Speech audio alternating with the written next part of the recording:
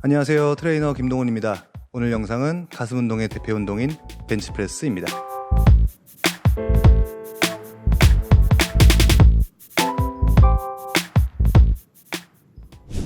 벤치프레스는 가슴 운동의 가장 대표 운동이고 종류는 각도에 따라서 인클라인 벤치프레스, 플랫 벤치프레스, 디클라인 벤치프레스 이렇게 세 가지가 있어요.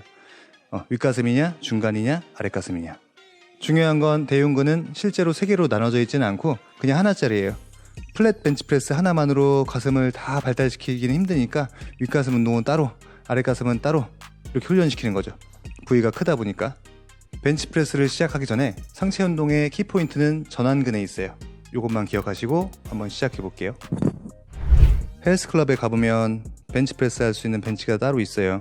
근데 이렇게 없으면 스쿼트 렉 여기에 세팅하고 이렇게 하시면 돼요. 누우면 눈높이에 발을 맞추고요. 날개뼈를 잘 접어놓고 어깨보다 조금 넓게 잡고 뽑는 거예요. 처음에는 어깨 위치, 어깨 위에, 내릴 때 가슴 가운데, 올리면 어깨 위에, 내리면 가슴 가운데, 올리면 어깨 위에. 이렇게 수직으로 서 있는 게 가장 기본적인 포지션이에요. 만약에 위로 기울어져 있으면 광배근, 소흉근 이런 근육이 같이 잡는 거고, 이쪽으로 기울어져 있으면 어깨 근육이 같이 잡고 있는 거예요. 근데 만약에 수직으로 서 있으면 정확하게 대흉근 위에다 얹어 놓는 거예요. 그리고 가슴 중간에 정확하게 떨어져야 되느냐, 그건 아니고요. 이렇게 어깨 라인까지 끌어올릴수록 근육 발달은 좋고요. 위험 요소는 많아져요. 그리고 이렇게 아래쪽으로 내려갈수록 위험 요소는 적어지고 근육 발달은 조금 덜 되는 거예요. 그래서 누구는 여기, 누구는 여기 이렇게 얘기하면 배우는 사람들이 좀 헷갈려 하겠죠. 그래서 이렇게 알고 하시면 돼요. 올라갈수록 근육 발달은 좋고 부상의 확률은 크고, 내려갈수록 근육 발달은 덜 되고 부상의 확률은 적어지고. 근육 발달이 최우선인 보디빌더 이런 분들은 위험을 무릅쓰고 이런 식으로서 많이 올려서 하고요. 어깨에 부상이 있거나 안전이 중요한 사람들은 좀 더 안전하게 이렇게 내려서 하는 거예요. 여기서는 선택이에요. 정답은 없어요. 이렇게 알고 있으면 이제 벤치프레스 할 때 누가 와서 거기 잘못됐어, 거기가 아니고 여기야 얘기를 해도 내가 이제 알 수 있겠죠. 나는 목적이 그거니까 난 여기야, 난 목적이 저거니까 여기야. 목적에 따라서 정하면 돼요. 웨이트에서 정답은 없고 지난 영상에서 필수사항, 선택사항 두 개가 있다 그랬죠. 지금 제가 설명드린 거는 선택사항인 거예요. 그러면 중요한 필수사항, 상체 운동에서 키포인트는 전완근에 있다 그랬어요. 지난번 영상처럼 풀다운 할 때 중력의 방향과 이 전완근의 방향, 즉 힘의 방향이죠. 그 두 개가 일치할 때 정확하게 맞아 떨어진다라고 했었죠. 이렇게 누워 있을 때 중력은 수직이에요. 전완근이 중력이랑 일치하는 거죠. 이렇게 내렸을 때도 전완근이 중력이랑 수직이고, 이 상태가 이 회전근개가 개입이 안 된 가장 안정된 자세예요. 대흉근으로만 잡고 있는 거죠. 만약에 이쪽이나 이쪽으로 기울어지면서 회전근개 개입이 생기는 거예요. 그렇게 되면 대흉근이 100% 써야 될 힘을 어깨 쪽에 좀 나눠주는 거죠. 이렇게 되면 어깨 부상의 위험도 생기고 힘은 힘대로 제대로 못 쓰고. 그렇게 잘 방향이 맞아 떨어져야 정확하게 대근육을 쓸 수도 있고, 그리고 또 이 약해 빠진 소근육들이 개입이 안 돼서 더 안전하게 더 큰 힘을 낼 수 있는 거예요.